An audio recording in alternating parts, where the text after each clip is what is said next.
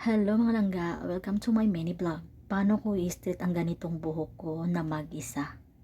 Paano siya naging ganito na mag-isa? So ito yung sekreto natin, ang mamahali nating plancha, charot. Yun lang guys.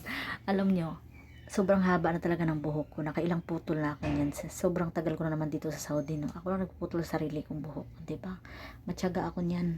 Pero tamad talaga ako magplancha. Mga almost 5 months na yan, hindi ko na plancha. Pero ngayon, parang hindi siya buhaghag kasi nga parang medyo basa-basa pa siya. Mula nung kaninang umaga, naligo ako, tinali ko siya agad. O, diba? So, pakita ko sa inyo kung paano ko siya pinalansya na mag-isa na mag-iisang oras lang siya. Pero pag normal na plancha talaga, hindi talaga tatalab sa akin. Alam nyo ba yung init ng plancha ko dyan is 450. Yung init ng plancha ko. Pero ceramic siya.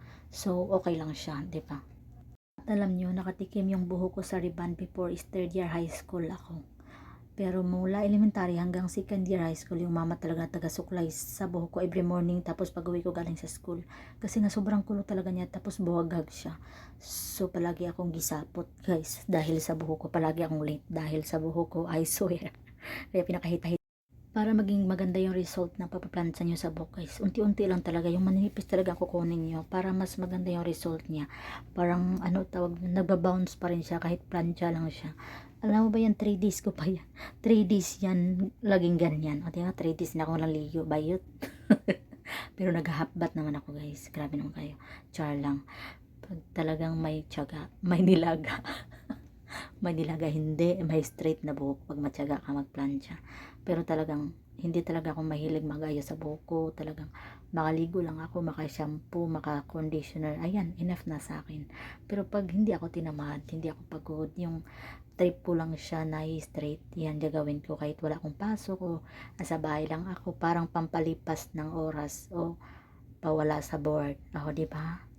Alam niyo bang pang-apat na plancha ko na yan? At yan ang pinaka-favorite ko. Yung pinakauna kong plancha talaga dito sa Saudi is maganda din yun siya. Kaya lang malaki siya. Pero wala na siya ngayon.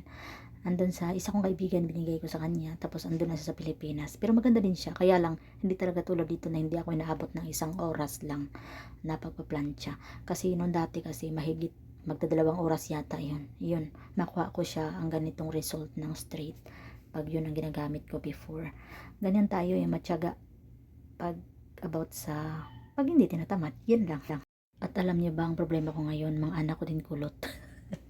Kulot, oh, di ba? Dalawa sila i-reban ko na. My God. Ako guys, magsi 6 years na wala nang reban yung buhok ko. Kasi nga dito sa Saudi, sobrang mahal pag may isipan mo magpariban ka. Sa isip-isip mo, i-convert mo sa pera sa Pilipinas. May kadabuti ng 5K yung ganon. O diba, wag na lang. So, matyaga ako sa magplancha every 5 months. Hello guys, so, diba, hapit na siya matapos. Malapit na siya matapos. O, tsakarang, pak, ganon. Tiyaga pa mo, plancha pa mo. Dito pa yung iba. Sobrang kulot. Pag may tiyaga, may straight. Pag plancha kayo ng buhok, pag gusto nyong maganda yung resulta, pakunti-kunti lang talaga siya guys. Trust me, tingnan nyo. Pag ganito din klaseng buhok tulad sa akin, kailangan nyo ng plancha na mamahalin. Charot. So guys, ito na yung result sa ating plancha. O, diba? Parang bel-bel diha. Parang bel-bel best. Tapos automatic na siya na off. Hindi ko pa siya ino-off ha, nakaangat pa yan siya. Automatic siya ma-off. Alam mo yung pag sobrang init na siya, kumikitap-kitap ka sa automatic siya nag-off.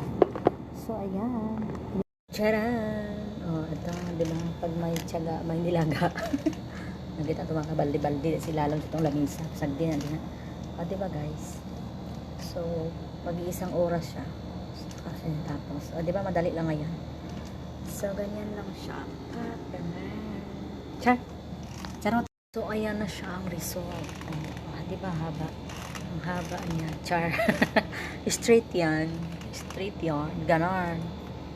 O, di ba? Pag hindi ako tatamarin talaga, maging stress. Straight talaga yung buhok ko. Pero pag tinatamad ako, 5 months yun, walang plancha.